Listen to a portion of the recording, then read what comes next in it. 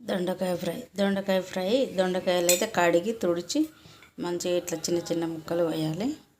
ఇప్పుడు గిన్నె పెట్టి ఆయిల్ అయితే వేసుకుందాం. ఫ్రై కాబట్టి ఆయిల్ కాస్త ఎక్కువనే పడుతుంది. వేడైంది ఆవాలు, కొంచెం జీలకర్ర, పోపు అయితే అయిపోయింది. ఇప్పుడు మనం కోసి పెట్టుకున్న దొండకాయ ముక్కలు వేసుకుందాం.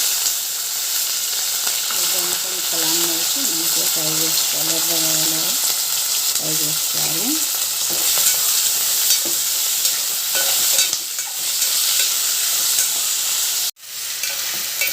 ఇలా ఆయిల్లో వేసి ఒకసారి కలిపేసి 10 నిమిషాలు మూత పెడితే దొండకాయ అనేది మంచిగా ఉడికిపోతుంది.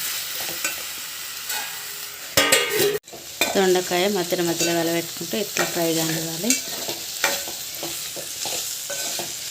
దొండకాయ అయితే వేగినాక అల్లం, పసుపు, కారం వేసి కలిపి కాసేపు ఉంచి అయితే స్టవ్ ఆఫ్ చేయాలి. ఇప్పుడైతే దొండకాయ ఫ్రై అయింది. ఇట్లా ఫ్రై కావాలి.